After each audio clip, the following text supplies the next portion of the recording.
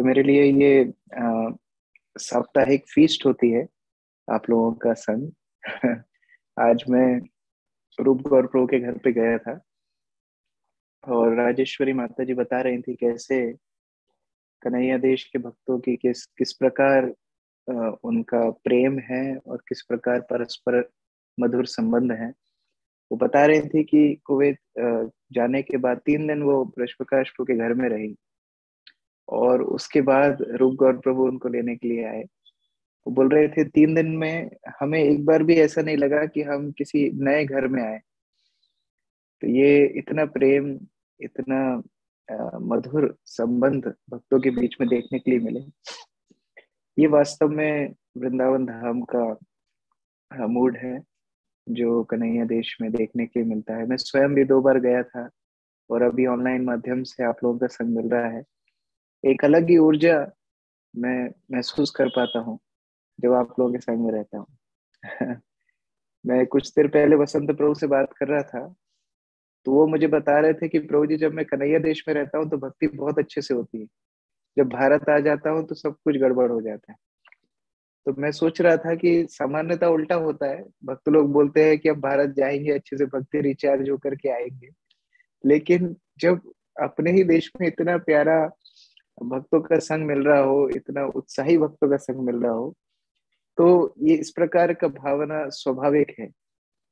तो मैं बहुत कृतज्ञ हूँ आप सबका कि आप जैसे भक्तों का संग मुझे आप दे रहे हैं और आपके संग में ही हम उपदेशामृत ग्रंथ पढ़ने का चेष्टा कर रहे हैं। उपदेशामृत जिस प्रकार हम लोग प्रयास कर रहे हैं, बहुत ही महत्वपूर्ण ग्रंथ हमारी परंपरा में है। उपदेश भी एक ऐसी वस्तु है जो उतनी ही मिलती है जितनी हम गंभीरता से प्राप्त करना चाहते हैं। The more sincere we are, the more instructions we get. कई बार हमें लगता है कि गुरु की कृपा है, उनका कभी कभी हमें देख के मुस्कुरा देना या कभी माला दे देना, अपने गले से निकाल करके माला दे देना या कभी आलिंगन देना। तो हमें ये समझना चाहिए कि हम क्योंकि उपदेशों के लिए तैयार नहीं है, इसलिए अभी हमें इसी प्रकार से प्रेम मिल रहा है। लेकिन जितने ज्यादा गंभीर हम भक्ति में होते जाएंगे उतना ही गुरु और वैष्णव हमें निर्देश देने में सहज महसूस करेंगे। और जितना गंभीर भक्त होता है उसी स्तर का उसे निर्देश भी दिया जाता है। जैसे ध्रुव महाराज की कथा में हम देखते हैं, उनके प्रथम गुरु कौन थे? ध्रुव महाराज के प्रथम गुरु कौन थे? कौन बताना चाहेंगे? ध्रुव महाराज के प्रथम गुरु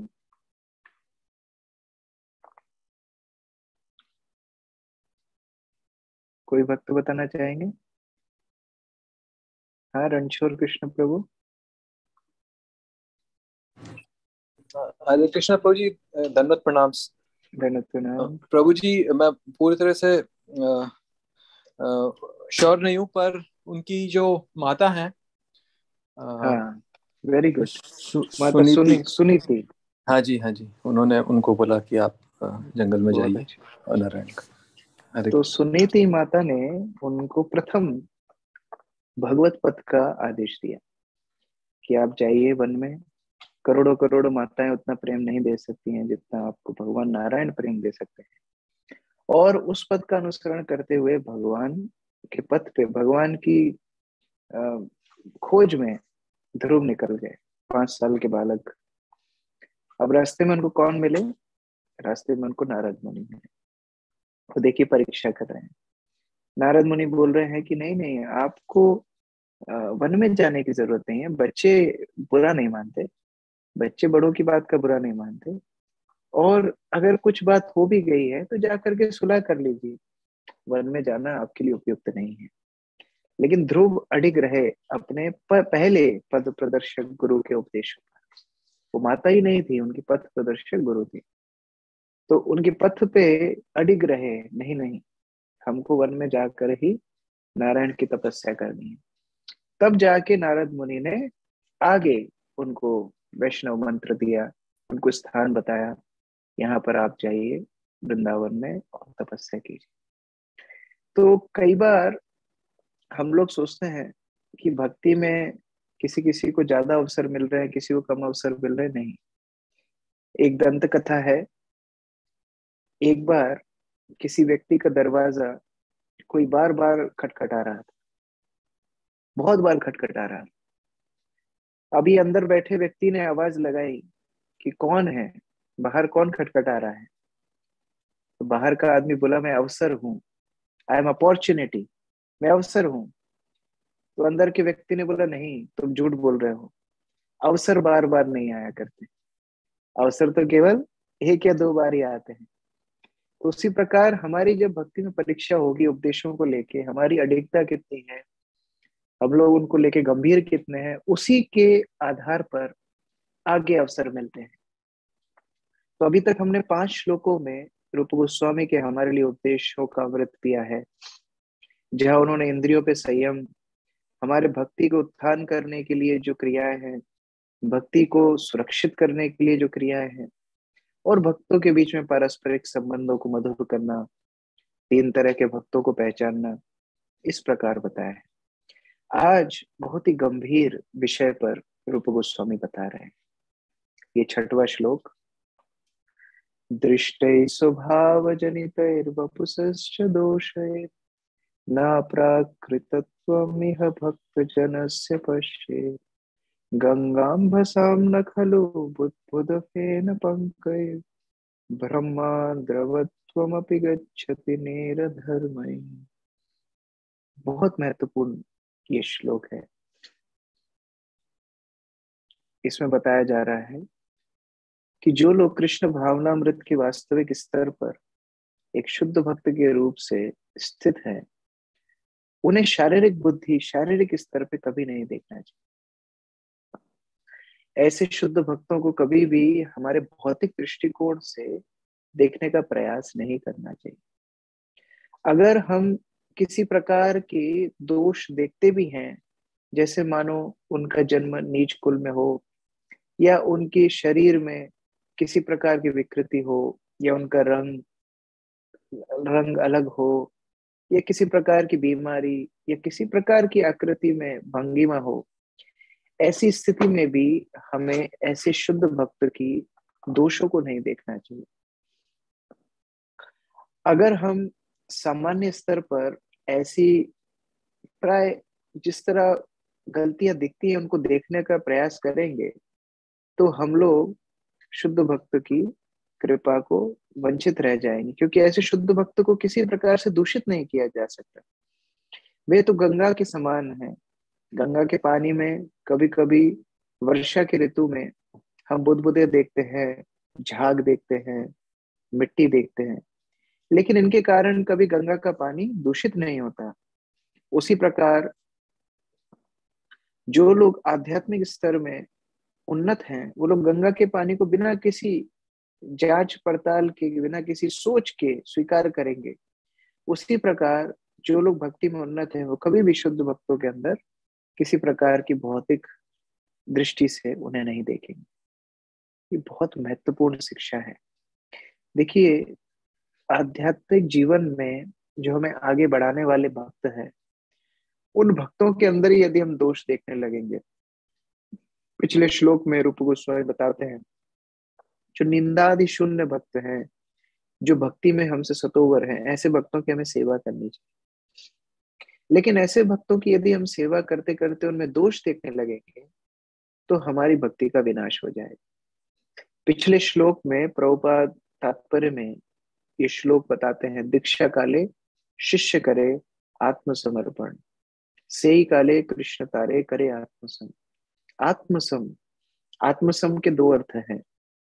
कृष्ण उन्हें अपना समझ लेते हैं, एक तो ये आत्मसम का अर्थ है, और आत्मसम कृष्ण अपने जैसा समझ लेते हैं। कृष्ण अपने जैसा समझ लेते हैं। इसलिए भगवान 11वें स्कंद में उद्धव को बताते हैं, मर्त्यो यदा त्वक्त समस्त कर्म निवेदितात्मा विचिकीर्षितो में। भगवान बताते हैं कि जो लोग जन्म मृत्यु के बंधन में फंसे हुए हैं, ऐसे लोग मेरे आदेशों का पालन नहीं कर सकते। लेकिन जब ऐसे शुद्ध भक्त जो जन्म मृत्यु के चक्र से मुक्त हो गए हैं, जो भौतिक क्रियाओं से मुक्त हो गए हैं, जिन्होंने अपना जीवन मेरे लिए समर्पित कर दिया है, ऐसे भक्त पूर्ण रूप से मेरे आश्रय में रहते हैं। महात्मनस्तु माम पार्थ देवी प्रकृति आश्रित, भगवान की देवी प्रकृति के आश्रय में रहते हैं। ऐसे भक्त लोग भौतिक विचार से ऐसे भक्तों को नहीं देखना चाहिए। उद्धव को भगवान कृष्ण बोल रहे हैं। चैतन्य महाप्रभु की लीला में चैतन्य महाप्रभु स्वयं ये श्लोक को बता करके सनातन गोस्वामी से वार्तालाप करते हैं। हुआ क्या था, सनातन गोस्वामी क्योंकि जंगल के पथ से जगन्नाथपुरी आए थे, बीच में किसी प्रकार का दूषित जल पीने के कारण सनातन गोस्वामी को रोग हो गए थे। उनके शरीर पर अलग अलग स्थान पर फोड़े हो गए थे, उनमें से पस निकल रही थी, और इस स्थिति में सनातन गोस्वामी महाप्रभु से दूर रहना पसंद करते थे। महाप्रभु जगन्नाथपुरी मंदिर के पास में गंभीरा में रहते थे, और हरिदास ठाकुर समुद्र किनारे दूर रहा करते थे, जहां पर सनातन गोस्वामी भी निवास करते थे। अब चैतन्य महाप्रभु प्रतिदिन जगन्नाथ का दर्शन करने के बाद कहाँ आते थे, हरिदास ठाकुर के घर पे आते थे, और हरिदास ठाकुर से मिलने के बाद सनातन गोस्वामी से ही मिलते थे, और रोज सनातन गोस्वामी को आलिंगन करते थे। तो जब सनातन गोस्वामी को महाप्रभु आलिंगन करते थे तो उनके फोड़ों से निकली हुई पस महाप्रभु के शरीर पे लग जाती थी, और उनके शरीर से दुर्गंध भी आती थी, क्योंकि पस निकल रही है, फोड़े फूट रहे हैं, ऐसी दुर्गंध भी आ रही है। महाप्रभु उनको रोज आलिंगन करते, उन्हें बड़ा बुरा लगता था कि महाप्रभु रोज आकर के मुझे आलिंगन करते हैं। तो उन्हें जगदानंद पंडित से बात की और उन्होंने चर्चा की कि मैं क्या करूं। जगदानंद पंडित ने बोला, एक काम कीजिए, आपके वंश को महाप्रभु ने वृंदावन धाम में सेवा दी है, रूप सनातन बाकी इत्यादि सभी आपके वंश को कहाँ सेवा दी है, वृंदावन में। तो आप क्यों ना वृंदावन चले जाएं, क्योंकि आप पुरी में रहेंगे, महाप्रभु रोज आपको आलिंगन करेंगे, और इस प्रकार पस खून इत्यादि महाप्रभु के शरीर में लगेगा, तो आपकी तरफ से अपराध हो रहा है। तो जगदानंद पंडित के इस विचार को सनातन गोस्वामी बड़ा पसंद करते हैं और निश्चय करते हैं हम वृंदावन चले जाएंगे। ये बात महाप्रभु को पता पड़ती है, महाप्रभु बहुत गुस्सा हो जाते हैं। महाप्रभु बोलते हैं, कल का लड़का जगदानंद ये इतना पंडित हो गया कि तुमको शिक्षा दे रहा है, तुम पूरे विश्व का उद्धार करने के लिए, पवित्र करने के लिए तुम्हारा जन्म हुआ है। ऐसे भक्त को आदेश देना जगदानंद कब से सीख गया। सनातन गोस्वामी चरणों में गिर जाते हैं महाप्रभु के और बोलते हैं, महाप्रभु आप मुझे प्रशंसा कर रहे हैं क्योंकि मैं पराया हूं, और आज मैं समझ गया कि जगदानंद आपका इतना प्रिय है क्योंकि आप उसको शासन कर रहे हैं। महाप्रभु हरिदास तो बहुत सुंदर वार्तालाप है। अंत में चैतन्य महाप्रभु सनातन गोस्वामी को आलिंगन करके उनका रोग, उनके सारे फोड़े, उनकी पस सब कुछ गायब कर देते हैं। सनातन गोस्वामी पूर्ण रूप से स्वस्थ हो जाते हैं। तब महाप्रभु एक बहुत अच्छी बात करते हैं। महाप्रभु बोलते हैं, सनातनेर देह कृष्ण कांडू उपजैया आमा प्रकाशिते हिया दिला पठाइया परीक्षिते। महाप्रभु बोलते हैं, ईश्वर ने, भगवान ने मेरी परीक्षा लेने के लिए सनातन तुम्हारे शरीर में ये फोड़े फुंसी किया है, मेरी परीक्षा लेने। कैसे? घृणा करी आलिंगन न करिताम जबे कृष्ण ठाई अपराध दंड पाइताम तवे। सनातन, अगर मैं तुमसे घृणा करता, मैं तुम्हें शारीरिक स्तर पे देखता, और तुम्हारे शरीर में जो फोड़े हैं, फुंसी है, पस है, इसको देख करके मैं तुम्हें दूर भगा देता, कृष्ण ठाई अपराध दंड पाइताम तवे, कृष्ण के प्रति मेरा अपराध हो जाता और मुझे बहुत भयंकर अपराध का दंड मिलता। क्यों? पारिषद देह ए न हाय दुर्गंध।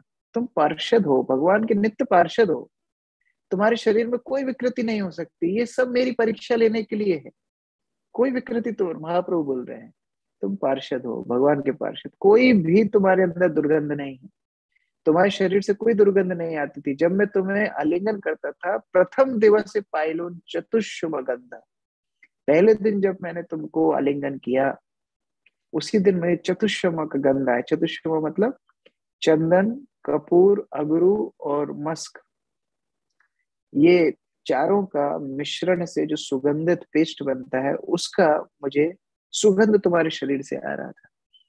तो चैतन्य महाप्रभु इधर से क्या बताना चाह रहे हैं कि शुद्ध भक्तों के शरीर में यदि हम बाह्य रूप से कोई विकृति देखते भी है, कोई दोष देखते भी हैं, तो उनको इस प्रकार समझना चाहिए कि ये हमारी परीक्षा हो रही है। भगवान हमारी परीक्षा ले रहे हैं कि हम शुद्ध भक्तों को भौतिक स्तर पे देख रहे हैं या आध्यात्मिक स्तर पे देख रहे हैं। देखिए, बाहर बहुत सारे लोग हैं जो बहुत सुंदर गान गा सकते हैं, बहुत सुंदर भजन गा सकते हैं, वो हरे कृष्ण ट्यून भी गा सकते हैं, लेकिन क्या उनके हृदय परिवर्तन करने की क्षमता है उनकी वाणी में? नहीं है। एक शुद्ध भक्त हो सकता है बाह्य रूप से इतना अच्छा नहीं गाता हो, लेकिन उसकी वाणी भौतिक जीवात्माओं के हृदय में जाके परिवर्तन करने में सक्षम। इसलिए बाह्य रूप से भक्तों का दर्शन नहीं करना चाहिए। प्रभुपाद जी आगे बता रहे हैं, कृष्ण का भक्त कभी भी भौतिक दशा से बंधा नहीं है, भले ही शरीर से वह भौतिक रूप से बद्ध लगे। अतएव मनुष्य को चाहिए कि शुद्ध भक्ति को भौतिकतावादी दृष्टिकोण से ना देखे, भौतिकतावादी दृष्टि से नहीं देखना। ये भगवान के परिषद, भगवान के निकट रहने वाले कृष्ण पृष्ठाय भूतले, ये कृष्ण के पृष्ठ जन हैं, प्रेम जन हैं। ऐसे लोग कौन होते हैं? भगवान के समान ही होते हैं। भगवान क्या बोल रहे हैं? आचार्य मां विजानियान नव मन्येत करहिचित न मर्त बुद्धि, न मर्त बुद्धि। मर्त बुद्धि मतलब हम जैसे मर्त है, हम जैसे भौतिक है, वैसे आचार्य को भौतिक नहीं समझना चाहिए। ये आचार्य को कृष्ण के समान समझना चाहिए। क्यों? सर्वदेव मयो गुरु, सारे देवताओं का निवास गुरु के अंदर होता है, सारे देवताओं का निवास शुद्ध भक्त के अंदर होता है। ऐसे शुद्ध भक्तों को हमें मर्त बुद्धि नहीं देखना चाहिए। कई लोग देवताओं की उपासना तो बहुत अच्छे से करते हैं, प्राय भारतवर्ष से जो लोग गए हैं वो लोग देवी देवताओं को असम्मान करने में बड़ा डरते हैं। कभी हनुमान जी का चित्र आ जाए, फेंकने में डर लगता है, अरे नहीं ये देवता है। लेकिन क्या वही भाव हमारा गुरु वैष्णव के प्रति है? नहीं। जबकि यहाँ क्या बता रहे हैं कृष्ण? सर्वदेव मयो गुरु, सारे देवताओं का निवास स्थान गुरु के अंदर। जब सुत गोस्वामी भागवत के प्रथम स्कंद में अपने गुरु सुखदेव गोस्वामी को स्मरण करते हैं तो क्या बोलते हैं? मेरे गुरु सुखदेव गोस्वामी सभी जीवात्माओं के हृदय में निवास करते हैं। इसका मतलब क्या है? वो उन्हें परमात्मा के रूप से दर्शन कर रहे हैं, मर्त बुद्धि से दर्शन नहीं कर रहे, परमात्मा के रूप से। जो लोगों को अल्टर में सेवा मिली है भगवान के अर्चा विग्रह की, जिन्होंने सेवा की, वो जानते हैं जब हम षोडशोपचार करते हैं, अर्चन करते हैं, तो बहुत सारी सामग्री होती है, बहुत सारी सामग्री। उन सबको शुद्ध करना होता है, कर शुद्धि, भूत शुद्धि, द्रव्य शुद्धि, पुष्प शुद्धि, शंख पूजा, घंटा पूजा, इस तरह बहुत कुछ पूजा शुरू करने के पहले शुद्धि करनी। लेकिन आप सब जानते होंगे, जो लोग ने भी अर्चन पद्धति की, शुद्धि करने के पहले गुरु की अर्चना होती है। आप शुद्ध को इस चीज को करेंगे तब तो पूजा शुरू करेंगे, लेकिन शुद्ध करने के लिए भी बल हमारा नहीं है। वो बल भी किससे आता है? गुरु से आता है। हम दो पंक्ति लेकर के गुरु के चरणों में रखते हैं और बोलते हैं, श्री गुरु परमानंद प्रेमानंद फल प्रदा ब्रजानंद प्रदानंद सेवा माम नियोजया। हे गुरुदेव, मुझे सेवा में लगाइए।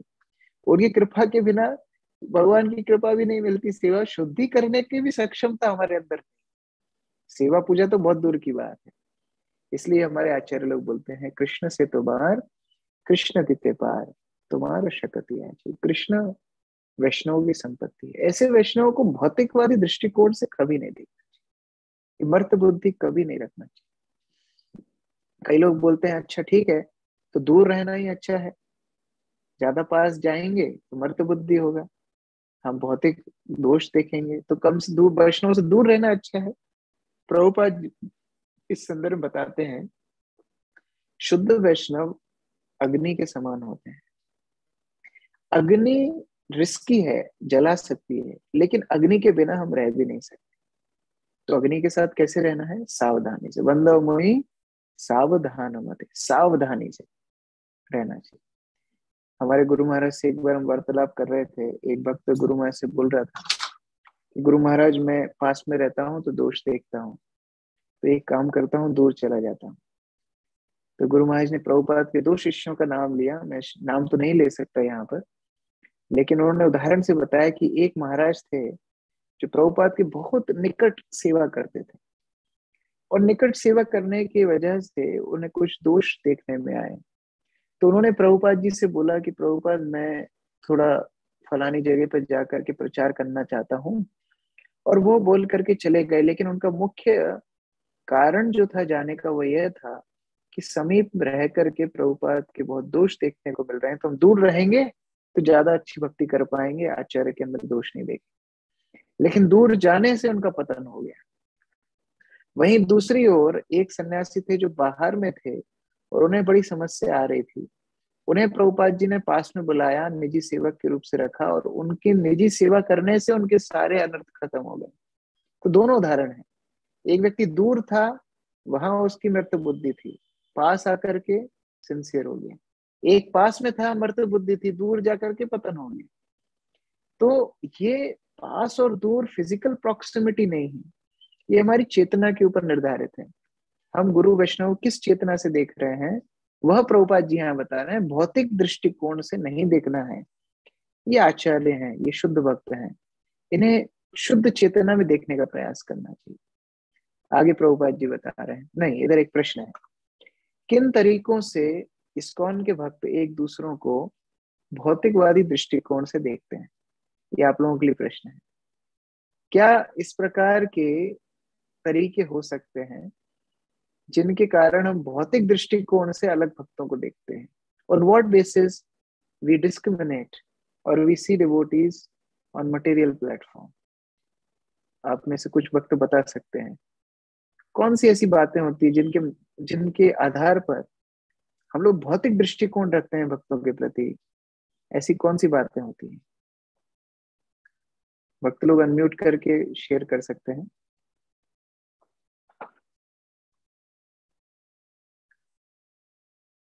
सॉरी, मैं आपके आनंद को भंग करता हूँ, बार बार अनम्यूट करने के लिए बोलता हूँ, लेकिन इससे मुझे और आप लोगों से सीखने के लिए मिलेगा।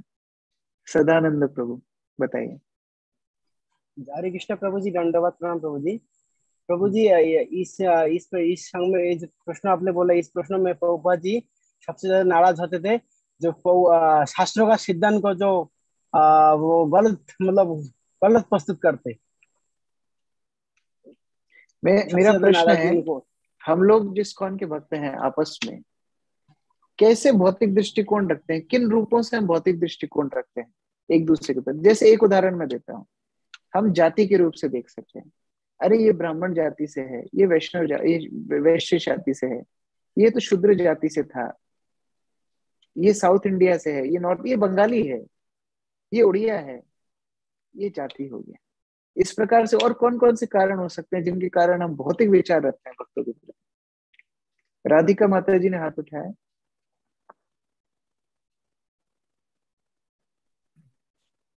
Hare Krishna Prabhu, Dandavat Pranam.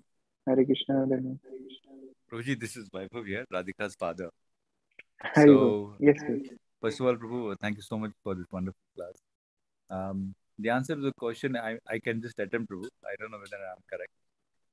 So, sometimes um, it happens that when you are in the devotional service, or when you are in ISKCON for a long time, and when you see someone joining in as a neophyte devotee, and he is half-heartedly doing his seva, half-heartedly he's enjoying all the material um, activities and amenities that he has got. Like, for example, if he is attending the kirtan in the morning, and full day he is on television, or he is watching movies and so on. So I feel these are the examples that makes us feel that we are still in a material consciousness. So, but again, this is the answer to the question as an attempt. Yes. But I feel. Yeah, you told perfectly. So,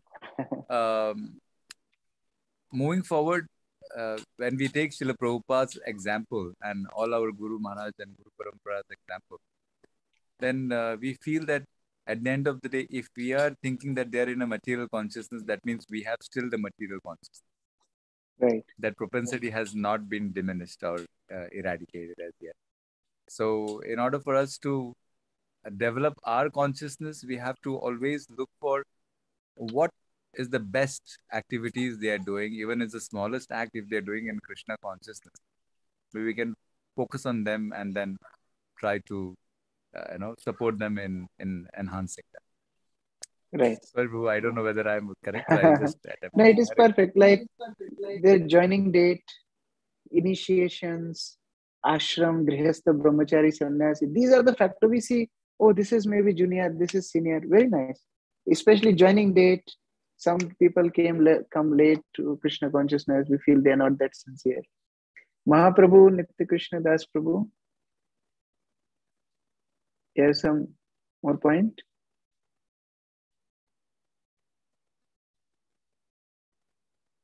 महाप्रभु नित्य कृष्ण प्रभु.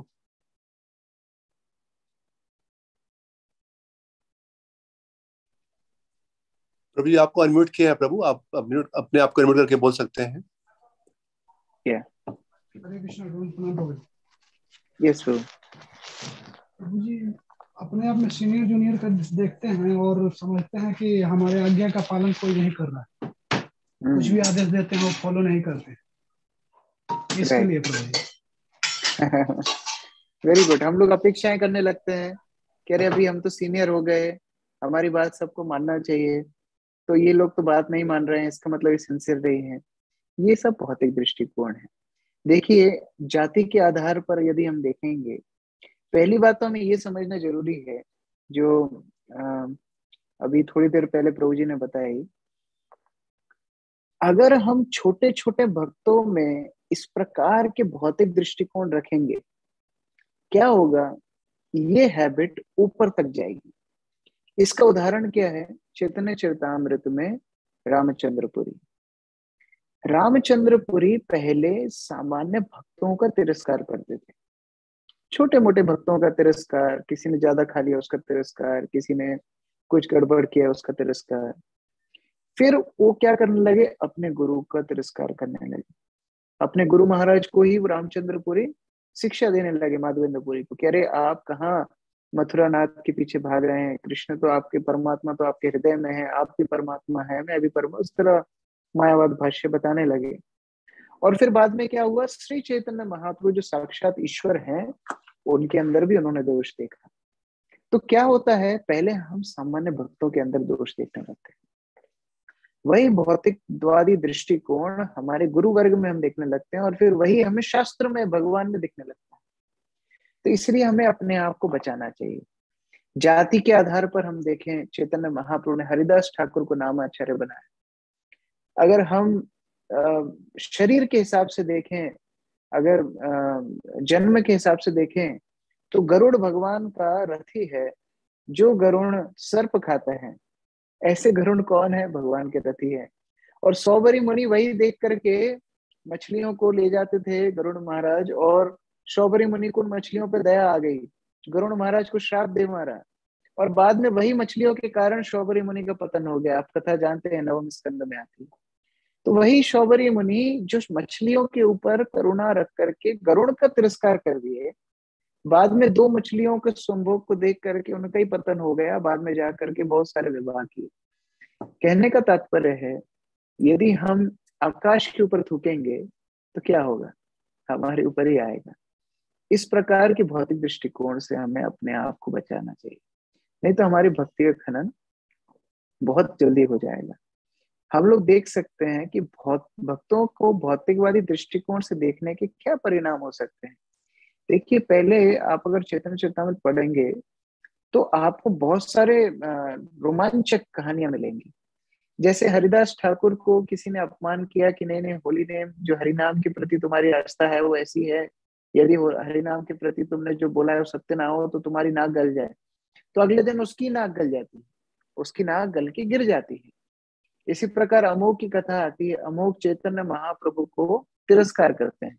अमोघ सार्वभौम भट्टाचार्य के जमाई होते हैं. चैतन्य महाप्रभु के घर में प्रसाद लेने के लिए जाते हैं और अमोघ उनका बड़ा तिरस्कार करते हैं. तो जब तिरस्कार करते हैं आगे जाके अमोघ को महामारी हो जाती है। अब कहने का अभिप्राय है, कोई बोल सकता है कि अरे हम तो इतने अपराध कर रहे हैं, भक्तों को भौतिक दृष्टिकोण से देख रहे हैं, हमें तो कोई परिणाम नहीं मिल रहा है। हमें और भी भयंकर परिणाम मिल रहा है जो रामचंद्रपुरी को मिला। रामचंद्रपुरी की ना तो नाक गली, ना रामचंद्रपुरी को कॉलेरा हुआ, ना रामचंद्रपुरी को कोई महामारी हुई। रामचंद्रपुरी की भक्ति विनष्ट हो गई। गुरु ने उनका परित्याग कर दिया। भगवान श्री चैतन्य महाप्रभु के प्रति उन्होंने अपराध कर दिया। इससे बड़ी सजा और क्या हो सकती है? हमको कई बार लगता है अरे शास्त्रों में देखो, दुर्वासा मुनि को देखो, अम्बरीश के प्रति अपराध किया, उनके पीछे सुदर्शन चक्र चल दिया। हम लोग शायद इतने बड़े अपराध नहीं करते हैं, इसलिए इतनी बड़ी सजा नहीं मिलती है। गलत। उन लोगों को शारीरिक रूप से पनिशमेंट मिली, हम लोगों को आध्यात्मिक स्तर पे हमारा स्वाद, भक्ति से रुचि सब चली गई है। इसका अर्थ क्या है? हमें आध्यात्मिक पनिशमेंट मिल रही है जो उनसे भी गंभीर है। इसका मतलब हमारा अपराध और भी ज्यादा गंभीर है। हमें इसको बहुत गंभीरता से लेना चाहिए। इसीलिए एक आचार्य बताते हैं, आपके गुरु को आप कृष्ण के समान सम्मान दीजिए, और जितने भी सन्यासी हैं उनको आप अपने गुरु जैसे सम्मान दीजिए। अच्छा ठीक है, लेकिन जितने भी भक्त हैं उन्हें आप सन्यासी जैसे सम्मान दीजिए। इसका अर्थ क्या हुआ? A is equal to B, B is equal to C, C equal to D, means A equal to D। इसका अर्थ है सभी भक्तों को कृष्ण जैसा सम्मान देना चाहिए। मतलब क्या है? कृष्ण की अलौकिक शक्तियां हैं, उसके हिसाब से उन्हें सम्मान देना चाहिए। उससे होगा क्या? मनुष्य को भौतिक दृष्टि से शुद्ध वैष्णव के कार्य देखना नहीं चाहिए। विशेष रूप से एक नव दीक्षित द्वारा भक्त हो भौतिक दृष्टि से देखा जाना अत्यंत हानिप्रद। हमें छोटे टेस्टर, आपने टेस्टर यूज किया होगा, भारत में बहुत कॉमन है। टेस्टर होता था ये, आगे से उसमें लोहे का ये होता था और पीछे लाइट होती थी। जब स्विच बोर्ड में कभी करंट देखना होता था कि बिजली आ रही है कि नहीं, तो टेस्टर को टच करके देखते थे।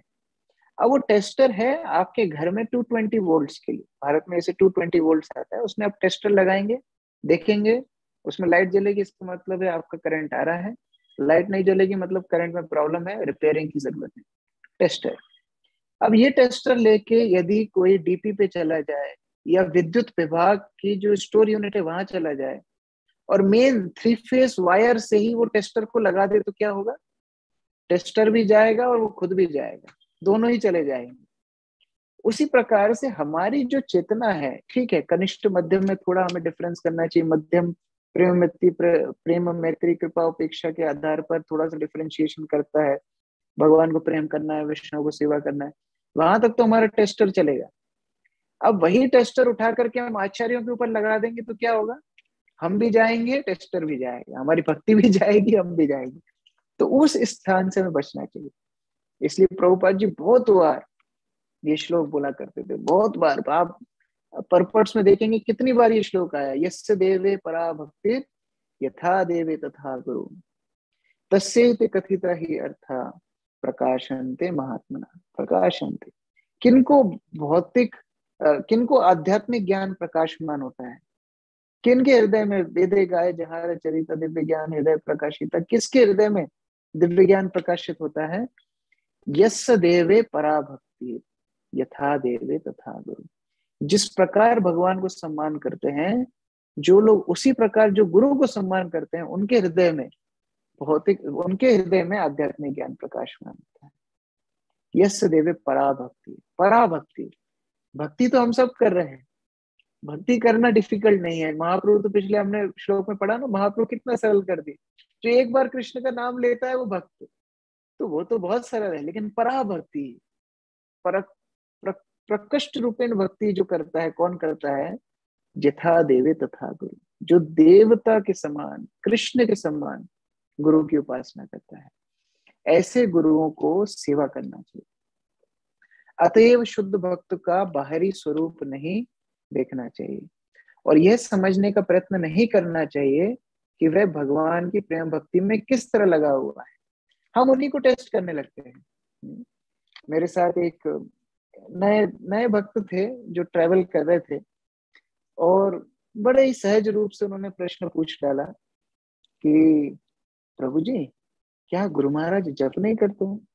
मैंने कहा अरे ये क्या बात कर रहे हो? मैंने उनको पूछा आप कितनी बजे सो के उठते हो? मतलब प्रभु जी मैं 6 बजे सो के उठता हूँ। मैंने उनको बोला प्रभु जी, गुरु महाराज 4:30 बजे अपना जप कंप्लीट करके, मंगल आरती कंप्लीट करके 5:30 बजे से अपना कार्य शुरू कर देते हैं। आप थोड़ा जल्दी उठेंगे तो आप गुरु को देख पाएंगे। हमारा स्तर इतना नीचे है, उसके बाद भी हम उनकी प्रेम भक्ति कैसी चल रही है उसको जज करने का प्रयास करते हैं। बहुत बड़ी मूर्खता है।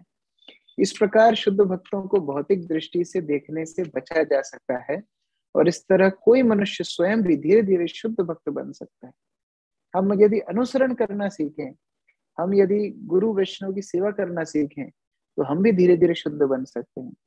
लेकिन यदि हम उसी परंपरा को दोष देने लगे, उसी में हम त्रुटियां ढूंढने लगे, तो हमारा भक्ति में किसी प्रकार की उन्नति का कोई संभावना नहीं है। एक शक्ति संपन्न पुरुष जो भगवान की अंतरंग सेवा में संलग्न है, उसे सामान्य व्यक्ति नहीं समझना चाहिए, क्योंकि यह कहा जाता है कि जब तक कोई कृष्ण द्वारा शक्ति प्रदत्त ना हो, तब तक वह सारे संसार में कृष्ण भावनामृत आंदोलन का प्रसार नहीं कर सकता। बहुत सिंपल प्रभुपाद जी बता रहे हैं कि जो एम्पावर्ड सोल है, जो शुद्ध भक्त है, उनको हमें सामान्य नहीं समझना चाहिए। ये श्लोक मुझे बड़ा प्यारा लगता है। स्वल्प करी ना मानी हो दास है नो नाम, अल्प भाग्य दास नहीं करे भगवान। छोटा मत समझिए जो दास हैं, वो नाम जो दास जुड़ गया है, ये दास नाम बड़े भाग्यशाली लोगों को मिलता है, क्योंकि जिनका अल्प भाग्य है उन्हें भगवान दासत्व नहीं देते। इसलिए ऐसे वैष्णवों की सेवा करें, ऐसे वैष्णवों के पास जाकर के सीखें, उनमें दोष ना देखें। दोष किसमें नहीं है? भौतिक संसार में जो कोई है उसके अंदर दोष है, लेकिन उनके पास कृष्ण नहीं है। कोई कितना भी परिपक्व अपने अपने कार्य क्षेत्र में हो सकता है, लेकिन उनके पास कृष्ण नहीं है। ये वैष्णव के पास कृष्ण, ये कृष्ण को धारण करते हैं। बाह्य रूप से हो सकता है उनकी बोली में कोई त्रुटि हो, उनकी भाषा में कोई त्रुटि हो, उनके व्यवहार में थोड़ी त्रुटि हो, लेकिन फिर भी उनकी सेवा से हमें कृष्ण प्राप्त होंगे। कली कालेर धर्म कृष्ण नाम संकीर्तन, कृष्ण शक्ति बिना नहीं तार प्रवर्तन। कृष्ण शक्ति बिना जो भक्त लोग कृष्ण भावनामृत का प्रचार पूरी पृथ्वी में कर रहे हैं, जिनके अंदर प्रचार की शक्ति है, जिनके अंदर कृष्ण शक्ति के संचार करने का सामर्थ्य है, उन्हें कृष्ण की वास्तविक शक्ति है। उसके बिना कृष्ण भक्ति का प्रचार नहीं हो सकता। उनके अंदर वास्तविक वो धारणा है। तो उस प्रकार के वैष्णवों का हमें सम्मान करना सीखना है, सेवा करना सीखना है। यहाँ रूप गोस्वामी चेतावनी दे रहे हैं कि जिस प्रकार गंगा का पवित्र जल मिट्टी के द्वारा, झाग के द्वारा, बुदबुदे के द्वारा दूषित नहीं होता, उसी प्रकार बाह्य किसी प्रकार की भौतिक त्रुटियों के कारण शुद्ध भक्त की साधुत्व पे कोई हानि नहीं होती। ऐसे साधुओं की सेवा करनी चाहिए, ऐसे साधुओं को जीवन का परम धन बनाना चाहिए। और उस प्रकार की चेतना में यदि हम रहेंगे तो हम वास्तविक कृष्ण भक्ति में आगे बढ़ पाएंगे। रूप गोस्वामी ने केवल 11 श्लोक लिखे हैं, उनमें से एक श्लोक इस चीज के ऊपर बल दिया है कि भक्तों को मर्त बुद्धि से नहीं देखना है, क्योंकि हमारे साथ होता है, हर व्यक्ति के साथ होता है। हम हमेशा कितना भी देख लें, हम ये सोचते हैं अरे बाहर भी यही होता था, भक्तों के समाज में भी यही होता है। नहीं नहीं, ये हमारा आवरण है, हमारे अनर्थ हैं जो हम दोष देख रहे हैं। लेकिन दोषों से ऊपर उठ के कृष्ण चेतना से यदि हम देखेंगे तो वास्तविक रूप में उनकी कृपा कर पाएंगे। सूर्य का दर्शन सूर्य की कृपा से ही होता है। हम टॉर्च लाइट से सूर्य नहीं देख पाएंगे, सूर्य जब उगेगा तभी सूर्य का दर्शन कर पाएंगे। उसी प्रकार साधु का दर्शन साधु की कृपा से ही होता है। हम सोचे हमारी खुद की बुद्धि से हम साधु को परख लेंगे, जांच लेंगे, नहीं। वैष्णवों को बड़े बड़े विज्ञ लोग भी नहीं समझ पाते। वैष्णवीर क्रिया मुद्रा विज्ञ ना बुझाए, वो लोग भी नहीं समझ पाते। तो हम लोग तो बड़े सरल साधारण लोग हैं। उस प्रकार चेतना भगवान को प्रार्थना करना चाहिए, भगवान जिस प्रकार हम आपको सम्मान करते हैं उसी चेतना से हम साधुओं का सम्मान करें। किसी प्रकार की त्रुटि देखने में भी आए तो उनको नजरअंदाज करते हुए हमारे जो वरिष्ठ भक्त हैं उनसे हम गाइडेंस ले सकते हैं कि प्रभु जी हमने इस प्रकार की त्रुटि देखी है, तो आप हमारी मदद कीजिए, हम इसको कैसे समझें। लेकिन तिरस्कार की भावना से नहीं, सहज रूप से जिज्ञासा करने में अपराध नहीं लगता है। लेकिन यदि हमारी भावना अपराध की रहेगी तो हमें भक्ति में कोई नहीं बचा पाएगा। तो इस प्रकार रूप गोस्वामी चेतावनी के साथ ये श्लोक को हमें प्रदान कर रहे हैं। अगली बार हम देखेंगे आगे किस प्रकार रूप गोस्वामी हमें आगे हरिनाम की महिमा के बारे में बताएंगे। हरे कृष्ण। जगत गुरु श्रील प्रभुपाद की जय। श्री रूप गोस्वामी पाद की जय। उपदेशामृत ग्रंथ की जय। निताई गौर प्रेमानंदे हरि हरि बोल। हरे कृष्ण। किसी का यदि कोई प्रश्न है तो पूछ सकते हैं। यदि कोई कुछ एक्सपीरियंस भी शेयर करना चाहते हैं संबंधित तो वो भी बता सकते हैं। रणछोड़ कृष्ण प्रभु।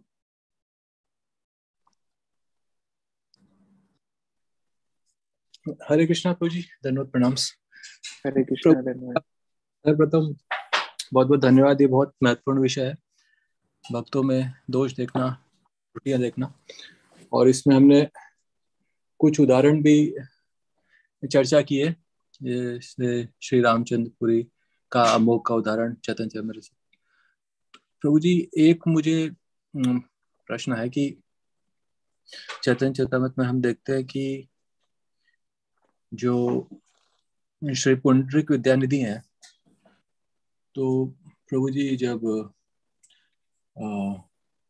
उनके पास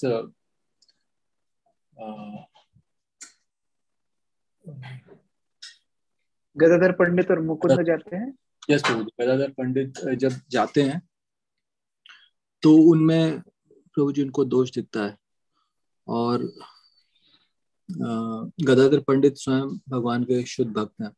तो इस पूरे प्रकरण से हम क्या सीख सकते हैं प्रभु जी, और इस प्रकार से कैसे हुआ, इस बारे में? बहुत अच्छी बात, बहुत अच्छी आपने उदाहरण दिया। मैं जो अंत में जो पॉइंट बोल रहा था, यदि हमें कुछ दोष दिखते भी हैं तो देख उस समय क्या आचरण करना चाहिए, वो गदाधर पंडित ने सिखाया।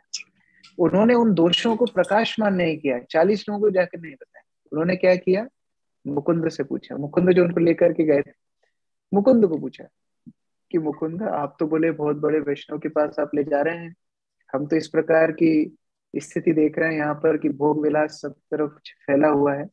तब मुकुंद बोलते हैं रुकिए, हम आपको दर्शन कराते हैं। तब फिर वो जो भागवत के श्लोक बोलते हैं और पुंडरीक विद्यानिधि को अष्ट सात धिक्कार आते हैं, तब गदाधर पंडित को दर्शन होता है, हाँ ये शुद्ध वैष्णव है। तो ये प्रोसीजर होना चाहिए, उन्होंने अपने उदाहरण से सिखाया। यदि हम कोई गलत चीज देखते भी हैं तो हमसे जो सीनियर है, जो अनुभवी भक्त है, उनसे हमें बोलना चाहिए कि प्रभु जी इस प्रकार हम देख रहे हैं, इसको कैसे समझना चाहिए। लेकिन उस बातों को अपने आप से उसमें मनगढ़ंत टिप्पणी जोड़ करके 40 लोगों को बताने से ये अपराध को हम बढ़ा रहे हैं, तो वह नहीं करना चाहिए।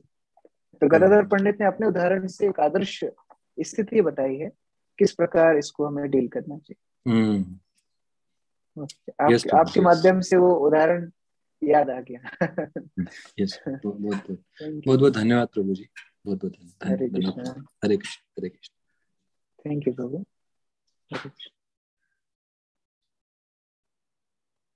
ब्रज प्रकाश प्रभु जी, आप कुछ ऐड करना चाहते हैं? बहुत बहुत धन्यवाद प्रभु, आपने बहुत सुंदर रूप से बताया प्रभु जी। हरे कृष्ण। और आपने बीच में एक वाक्य बोला प्रभु, बहुत सुंदर वाक्य। आपने कहा कि जितने हम गंभीर होते हैं उतने ही गंभीरता से हमको जो आदेश निर्देश हैं गुरु के वो प्राप्त होते हैं। तो ये हम सब के लिए बहुत शिक्षाप्रद है प्रभु जी, और हम सब को प्रयास करना होगा कि तब हम देख पाएंगे कि गुरु के जो आदेश निर्देश हैं वो हमको और भी ग्रहण हो रहे हैं और हमको मिल रहे हैं। बहुत सुंदर बात। आप हमें आशीर्वाद कीजिए, हम भी ये पालन कर पाए। भक्तों के साथ रहते हैं, इस प्रकार की भौतिक दृष्टिकोण रहती है, तो आप आशीर्वाद कीजिए हम इससे छूट पाए, वैष्णव की ठीक प्रकार से दासत्व से सेवा कर पाए। आप तो इतने कृपा पात्र हैं प्रभु जी, हम सब आपके आशीर्वाद के इच्छुक है प्रभु जी, अभिलाषी हैं हम सब। बहुत बहुत धन्यवाद प्रभु जी। तो हम सभी बहुत सुंदर रूप से प्रभु जी ने आज के विषय वस्तु को हमको समझाया है के उदाहरण के द्वारा। तो हम सब प्रभु जी का आभार प्रकट करते हैं।